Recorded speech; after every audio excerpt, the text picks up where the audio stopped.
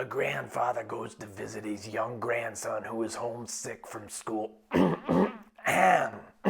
Excuse me. A grandfather goes to visit his grandson who is homesick from school and reads him a book about true love. Only a few times a generation does a movie come along that captures the hearts of everyone in America. Young and old, boy and girl, film snob and whatever the opposite of film snob is, they all love The Princess Bride. The kids get swept up in the fantasy story, and the satirical, subtle humor is there for the adults. Every single actor in The Princess Bride gives a career-defining performance, and without exception, each character is very lovable, or lovable to hate. Hate to lovable. Whatever. As the audience, we truly believe that our two heroes, Wesley and Buttercup, are in love, and it's a message that is beat over our head through the entire movie. Now, if love stories aren't your thing, you're not alone. The little boy who's having the story read to him, who's homesick in bed, he wants to skip all the kissing parts just as much as you do.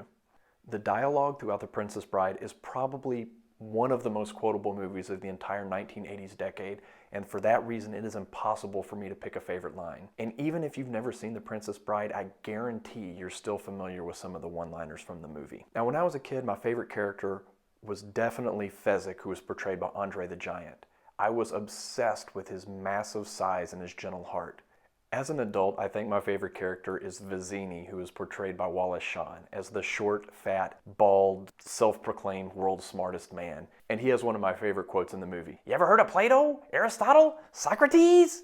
Morons! And on top of the great one-liners he has one of my favorite monologues in movie history as well. And who can forget the revenge-driven Spaniard swordsman Inigo Montoya, who has a singular focus throughout the entire movie, and as the audience we want nothing more than for him to succeed. The Princess Bride has a very striking look visually. It was clearly filmed in beautiful locations around the world, but there are also multiple scenes that were clearly shot on sound stages, massive sound stages, that both look hyper-realistic and also really fake. And these massive sets and beautiful real-life locations give the movie a very storybook feel. And the humor in the movie is verging on slapstick in that Mel Brooks kind of comedy kind of way, but in a much more PG version than Mel Brooks usually is known for. And even though the movie is pretty short and fast-paced, and you never get a whole lot of exposition into some of the people, places, and things they talk about, you really feel the weight of these mythical places. You've got the Pit of Despair, you've got the Fire Swamp that is full of lightning sand and rodents of unusual size, which may not even exist. You've got the Screaming Eels, you've got the Cliffs of Insanity,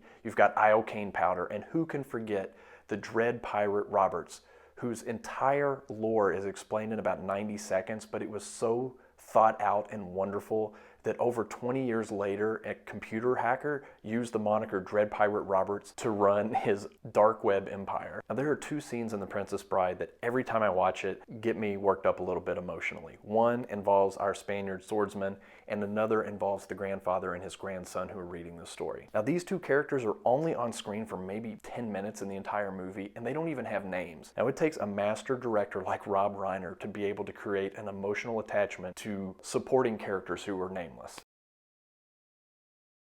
Choking giants, fire swamps, pinching cheeks, smug bald men, sword fights, threatening blindfolded women, young actors in old makeup that are now old actors,